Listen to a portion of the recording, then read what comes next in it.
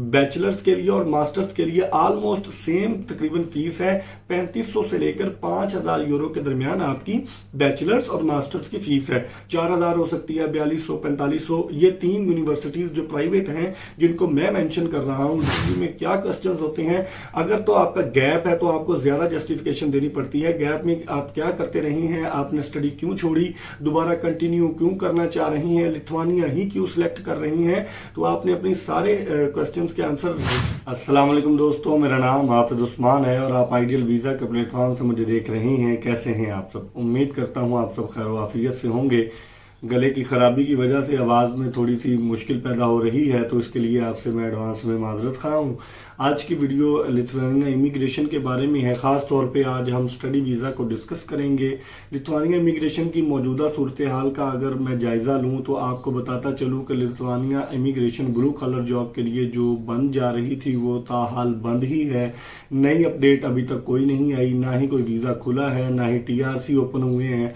बढ़ते हैं आज की वीडियो की जानिब, क्योंकि आज की वीडियो में हम स्टडी वीज़ा को इन डिटेल डिस्कस करेंगे। लिथुआनिया के स्टडी वीज़ा के हवाले से बहुत ज़्यादा क्यूरीज मुझे रिसीव होती रही हैं, तो क्योंकि मेरी इस पर रिसर्च ज़्यादा नहीं थी तो मैंने सोचा, इसलिए मैंने इस पर पहले अपनी रिसर्च कंप्लीट की कि आपका बजट कितना आएगा, गैप कितना आपका हो सकता है और इसके साथ साथ आपका टाइम कितना लग सकता है, वीज़ा रेशो कितनी होगी, सारी चीज़ें मैं आपको बताऊंगा स्टेप बाय स्टेप। अगर हम टाइम की बात करें तो आपका यूनिवर्सिटी का एक्सेप्टेंस आने के बाद आपका अगर फीस का मैटर हो जाता है, क्लोज आप फीस पे कर देते हैं, तो जो आपकी यूनिवर्सिटी है वो आपका माइग्रेस निकलवाएगी। माइग्रेस नंबर जैसे वर्क परमिट के लिए होता है। जो लोग वर्क परमिट पर अप्लाई कर चुके हैं उन लोगों को आइडिया होगा। जो नए अप्लाई करने वाले लोग हैं उनको बताता चलूं कि 11 हिस्सों का एक कोड होता है जो कि आपका माइग्रेस नंबर होता है, कोड होता है। उस कोड की बुनियाद पर आपने अपना वीजा फाइल करना होता है या अपनी TRC लेनी होती है।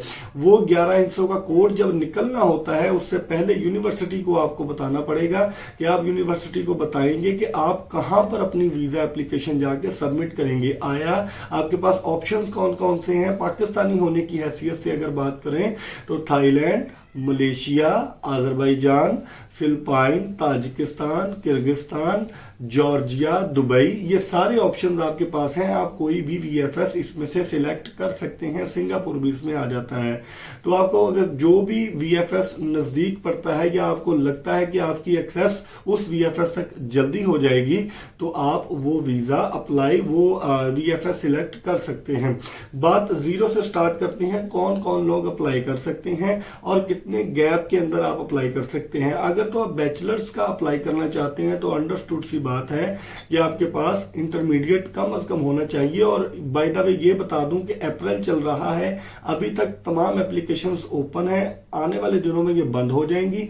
अगर आपके पास आपकी तमाम तर डिग्रीज जो है वो अटेस्टेड पड़ी हुई हैं, मूफा से भी और अपोस्टाइल पड़ी हुई हैं, तो आप ये रिस्क जरूर लें। अदरवाइज आप अभी रुक जाएं। आप जनवरी फरवरी इनटेक में अपनी तैयारी मुकम्मल करने के बाद अप्लाई कीजिएगा। आज की वीडियो में इंफॉर्मेशन ले लें, इसके बाद इस पर इंप्लीमेंटेशन करना स्टार्ट कीजिएगा। सबसे पहले आपने अपनी डिग्रीज, अपने डॉक्यूमेंट्स वेरीफाई करवाने हैं पहले मुतलका बोर्ड से। फिर अगर आपने मास्टर में एडमिशन लेना है तो HEC से, उसके बाद आपने मुफा और अपोस्टाइल भी उसको करवाना होता है। ये एक अलग टॉपिक है। अगर आपके डॉक्यूमेंट्स रेडी हैं, आपके इंटरमीडिएट आपने किया हुआ है और 5 से 6 साल 7 साल का भी आपका गैप है और आप उस गैप को जस्टिफाई कर सकते हैं, तो आप बिल्कुल अप्लाई कर सकते हैं। यूनिवर्सिटीज 2 तरह की होती हैं, एक पब्लिक यूनिवर्सिटी है, एक प्राइवेट यूनिवर्सिटी है। पब्लिक यूनिवर्सिटी मीन कि जो गवर्नमेंट की यूनिवर्सिटीज होती हैं उनमें फीसिस कम होती हैं लेकिन उनमें कंपटीशन ज्यादा होता है, इसलिए हम आपको कभी भी रिकमेंड नहीं करते। क्योंकि जो दूसरी यूनिवर्सिटीज हैं प्राइवेट यूनिवर्सिटी, उनमें भी फीस इतनी ज्यादा नहीं है। जब फीस की बात आएगी तो मैं आपको उसका भी बता दूंगा। तो आपने प्राइवेट यूनिवर्सिटीज को जहन में रखना है। यूनिवर्सिटीज जो 2-3 मेन यूनिवर्सिटीज है वो मैं डिस्क्रिप्शन में उन यूनिवर्सिटीज के लिंक प्रोवाइड कर रहा हूं। आप क्लिक करके उन पर ऑनलाइन अपना एडमिशन फाइल कर सकते हैं। सबसे पहले आपने इंटरमीडिएट अगर किया हुआ है, 5-6 साल का आपका गैप है, तो आप अप्लाई कर सकते हैं। अगर आपने मास्टर डिग्री में एडमिशन लेना है तो आपका अगर गैप 10 से 12 साल भी है तो भी आप अप्लाई कर सकते हैं, किसी किस्म की आपको कोई दिक्कत नहीं आएगी। एक्सेप्टेंस रेट की अगर बात करें, क्योंकि प्राइवेट यूनिवर्सिटीज हैं उनको अपनी फीस से गर्ज होता है, तो आप फीस अपनी पे करेंगे तो आपका एडमिशन सिक्योर हो जाता है, इसमें कोई दिक्कत नहीं आती। और अगर इन केस आपका वीजा रिजेक्ट हो जाता है या आप टीआरसी अपनी रिजेक्ट करवा लेते हैं खुदा ना खास्ता किसी भी रीजन की वजह से, सबसे याद रखिए इसमें सबसे ज्यादा जो मेन पॉइंट है वो है आपका इंटरव्यू। इंटरव्यू जो एम्बेसी करती है वो आपका इंटरव्यू सबसे मेन होता है, उसके लिए आपको प्रॉपर प्रिपरेशन करनी पड़ेगी। आपने अपना एडमिशन फाइल कर दिया है, बाय द वे एडमिशन की जो फीस है, जो एडमिशन रिक्वेस्ट करने की, एप्लीकेशन देने की फीस है वो 100 यूरो है। आपने अपना एडमिशन फाइल कर दिया, इसके बाद यूनिवर्सिटी की फीस पे कर दी, यूनिवर्सिटी ने आपका जो है माइग्रेस नंबर निकलवा दिया, आपने अपना वीएफएस सिलेक्ट किया, वीएफएस के बाद आपने अपनी अपॉइंटमेंट बुक की, अपॉइंटमेंट बुक करने के बाद आप अपॉइंटमेंट वाले दिन अपने सारे डॉक्यूमेंट्स, जितने भी आपके स्टडी के डॉक्यूमेंट्स हैं, जितने आपके एक्सपीरियंस लेटर हैं जो कि आपने गैप में फिल करना है जिसके जरिए से, वो सारे डॉक्यूमेंट साथ लगाएंगे और अपना वीजा एप्लीकेशन फॉर्म साथ लगा के टीआरसी के लिए अप्लाई कर देंगे जाके वीएफएस में। ठीक हो गया जी। वीएफएस में जब अप्लाई कर देंगे तो इसका जो आंसर है वो ऑलमोस्ट विद इन 1 मंथ आ जाता है, क्योंकि उसकी वजह ये है क्योंकि आपने अपनी क्लासेस जाके अटेंड करनी होती हैं।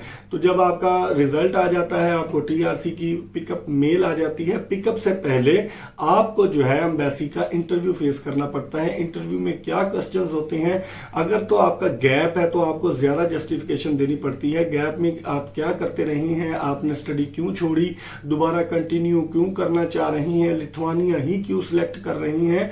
तो आपने अपनी सारे क्वेश्चंस के आंसर याद रखने हैं कि आपने क्या जवाब देना है एम्बेसडर को। तो आपने ये चीजें जहन नशीन रखनी है। जब ये आपका इंटरव्यू क्लियर हो जाता है, इंटरव्यू के बाद आपका पिकअप का मेल आ जाता है, यानी कि आपका टीआरसी अप्रूव हो गया है।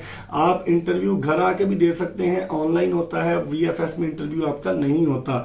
आप अपने डॉक्यूमेंट सबमिट करवा के वापस पाकिस्तान भी आ सकते हैं। दोबारा अपनी तैयारी मुकम्मल करने के बाद, याद रखें, अपनी सारी चीजें मुकम्मल करने के बाद पाकिस्तान से उड़ान भरें और जहां आपने अपना वीएफएस में एप्लीकेशन सबमिट की थी, अपना टीआरसी पिक करें और वहीं से आगे फ्लाई कर जाएं, तो आपको कोई भी मुश्किल पेश नहीं आएगी। अगर आप वापस पाकिस्तान आते हैं और यहां से दोबारा फ्लाई करते हैं तो आपको यहां पर अपना टीआरसी प्रोटेक्टर करवाना पड़ेगा। तो ये आपने बात जहन नशीन रखनी है। जब आपका टीआरसी आपको मिल जाता है, आप लिथुआनिया लैंड कर जाते हैं, तो आप अपनी यूनिवर्सिटी में जाके इन्फॉर्म करते हैं और आपका स्टडी का पीरियड स्टार्ट हो जाता है। 1 साल की फीस जो है, सबसे मेन क्वेश्चन जो आपका होगा, 1 साल की फीस जो है वो यहां से आप पे करके जाते हैं। बैचलर्स के लिए और मास्टर्स के लिए ऑलमोस्ट सेम तकरीबन फीस है, 3500 से लेकर 5000 यूरो के दरमियान आपकी बैचलर्स और मास्टर्स की फीस है।